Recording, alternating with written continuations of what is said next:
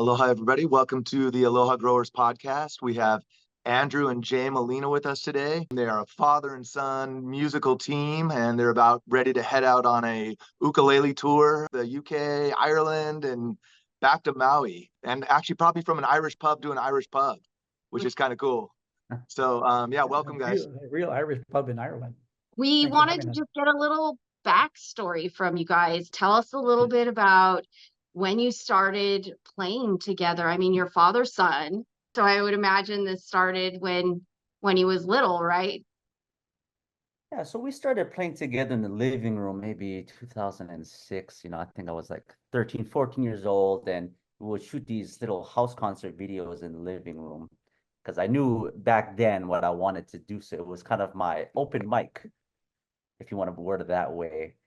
But we didn't really start playing professionally until I released my first CD in 2013. And we actually started, our first gig was under the banyan tree. It was like these 6-hour gigs, we're playing for tips. And that was my very first exposure to playing in front of people and, just learning the art of performance. That's how he paid his dues. Yeah. Under the banyan tree for 6 hours on Saturday or Sunday. 6 hours. So yeah, so that's when we first started playing, and he started playing guitar. Actually, we actually never incorporated the bass until like 3 years later. Yeah, first it was only guitar. Yeah, Wow. Andrew was wanting to play, and he said, "Oh, Dad, you think you could play with me? Because I can't find anybody to play the kind of music I want to play." He said, "I said, well, what about one of your friends?" He goes, "Nah," he said, "They're not good enough." And not committed enough. Problem. Yeah, that's what it is. They didn't really, weren't really that interested. So I said, okay. So I bought a guitar because up to then I'd been pretty much only playing bass. And so I bought a guitar and we started, practicing together, and we started doing like the banyan tree and, a few gigs here and there. And then that's kind of how we got started playing together. And what inspired you, Andrew, to go with the ukulele? Honestly, Jake Shimabukuro, when I saw him play live in 2006, I kind of knew, like right after that, I'm like, wow, I think I want to do that when I grow up. And so I geared everything I consumed when it came to his videos and his CDs. And I'm like, okay, that's one technique I want to develop. So I had a very structured pathway that I created for myself in middle school and high school. And I knew very early on, and once YouTube came out, it got a lot easier because I was just listening to the CD and trying to piece together these puzzle pieces that were very difficult, especially with the lack of music theory. And when we were learning some of the complicated pieces, it would be fragments, and the quality was so bad in 2006, right? I just saw where he was on the fretboard, but I couldn't decipher the chord or anything. Yeah, the video quality. So the fact that you can slow things down now in real time to half speed, I'm like, wow, these kids have it so easy now. Yeah. Right. And there's so much information out there now. Even in the last, I would say, from COVID on, it seems like you can find every song, even on the ukulele now, right? Where you couldn't find ukulele stuff, there's only a handful of people that were actually doing songs. And now it's like every genre and everything, especially with that instrument, which is really cool. Yes. Right. Yeah. You can find anything on YouTube. Tell us a little bit about how you got touring and when you started doing that. I started touring shortly after, I think it was after the first NAMM we attended. And that's where we met some of our contacts from the UK, right? We played at the Kamaka booth. And after that, she said, would you like to be part of the 2018 Grand Northern Ukulele Festival? And that was our first introduction to going places like, Ireland, the UK. We went to Austria before. And I think we just needed to get that level of, I guess, exposure on that kind of stage. So that was very beneficial. But prior to that, we were pretty much doing the West Coast, and we met friends through some friends, and we're, a very casual setting. Yeah. House concerts, smaller type venues, music stores that would have us come in, and Andrew would do workshops before we played, and then we do a show. But I have to say, of the last 9 years, the West Coast has been an annual stop for us. Oh, awesome. Right. And the workshops, tell us a little bit about your workshops.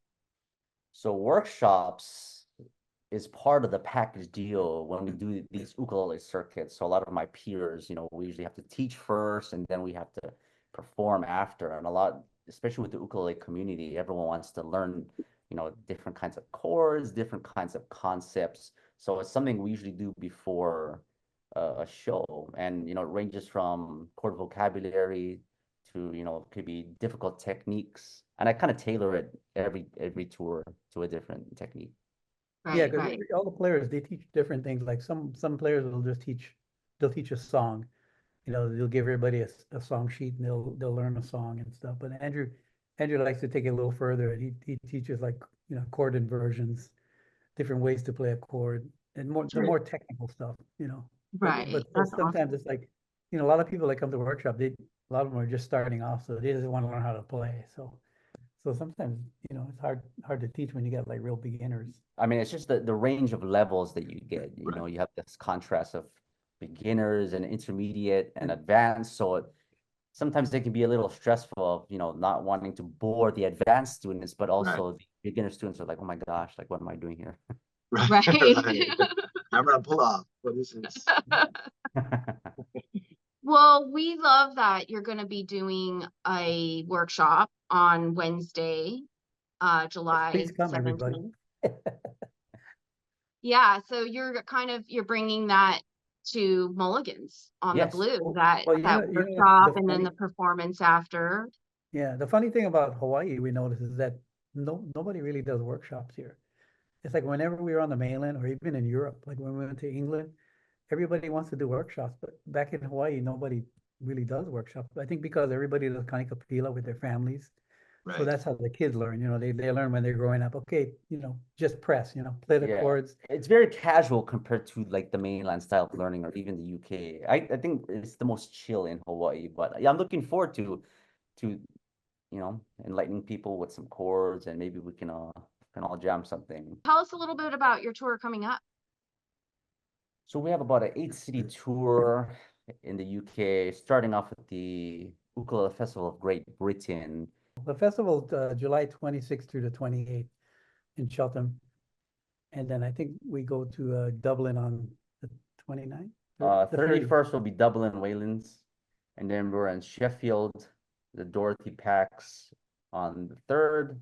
Sunday the 4th, we're going to be Belper, number 28. 5th, we're going to be in Newcastle at the Clooney. The 6th, we're going to be in Brampton, the Howard Arms. The 9th, we're going to be Abadar Jacks. Saturday the 10th, we're going to be at Bournemouth, Southern Ukulele Store, and finally ending in London at the Half Pipe Putney, August 11th. And we'll be doing the tour with another father and son duo called Dead Man's Uke. And it's kind of cool because it's an inverse of us. The son plays bass and the father plays ukulele. Oh, very Right cool. on. And it's a completely different style than us. And the cool fact is that it's called Dead Man's Uke because he actually has Tiny Tim's ukulele. He has one of Tiny Tim's. That's ukuleles, awesome. So they decided to call their group Dead Man's Uke. I love it. I love it. But That's a great story. their style is more like blues, like a bluesy rock kind of style, That's cool. How would you describe yours? I like to say my style contains a lot of variety, right? I want everyone to get a nugget of something when they come to this show. So I don't like to be a specialist and only do Hawaiian or only do rock. I want to showcase that I can do rock, I can do Latin, I can do jazz, I can do all these different genres that people never expect. So that's my mission when I perform is, like I want someone to go, oh, I never thought that could be played on ukulele, So that's my goal with the ukulele. I love that sharing the potential of the instrument, with your skills, right? And like and that connects to a broader range of people, which is really cool. So we're excited to send you off from Mulligan Yeah. on tour. We're looking forward to the Mulligan show because we got Willie Wainwright. Oh yeah, it's gonna be an awesome, amazing violinist. It's gonna be. Isn't that's some type of an ukulele with Oh yeah, the ukulele and violin work really, really well together. Yeah. Yeah, I mean, we kind of wishing we could take Willie with us to Ireland. That would be wild. that would be cool. They would go crazy. Right. Yeah, we love Willie. He's just a great addition. Yeah, he fits in with everybody, country, rock, the kind of stuff we're doing. You know, he can pretty much play everything. He's a really good guy, easy to get along with, easy to work with. Right. Really Yeah. great. Willie's awesome. We played with Willie before a few times, so we know how the violin and ukulele work so well together. Nice. I'm It's gonna excited be to a good see what show. songs you guys decide pull out because, you know, having him, you definitely can do things you wouldn't maybe normally be able to do because he's got that special sound. Right, and sometimes we have to alter arrangements to make it a little bit more cohesive with the violin. So it's been a nice fun challenge with our rehearsals. You know, the devil went down to Georgia, right? You know, you got to throw that one with Willie. And I Yeah, think he we're sings gonna that have to one do too. that one day, especially with when we have like some kind of cone or some kind of beat. A percussion Yeah, instrument. it's a little tough without any like strong rhythm, but one day we're gonna do that. Right. Yeah, we've got some great Got a hook box up with you. percussionists Gotta get in 'em out here. Hawaii, so yeah. Fun to get him out for That'd the be good show. in La Pata. Travis. Yeah, That'd be Travis. crazy. Travis is great on the cajon. Oh yeah. Oh, Travis. Oh, yeah. Right. Yeah. Dude, Yeah. those guys just did that. Sitar Remains the Same with Colin John playing electric sitar and Oh, Travis on the yeah. cajon. I saw that. It was so great. They're doing all Led Zeppelin, huh? It literally wouldn't have worked if it was somebody other than Travis playing with him. I mean, Travis brought the boom, and it was Yeah, still yeah. so No, simplified. you know? Travis is really strong. Yeah, I know Yeah. that from working with him with Tempa and the Or. I'm excited for you guys to head out and come back to us safely, and we'll have Thank you. more Aloha Music Series shows with you guys in the future. That'd be great. Yes, And can't wait. some workshops. People can find you at andrewmolinaukulele.com and on Instagram at Andrew Molina Ukulele and on Facebook Facebook. Yes, here, Right there. right there. guys. Thanks Yeah. for having us. Thank you, Nice guys. talking to Thank you guys. Aloha. All right. Aloha.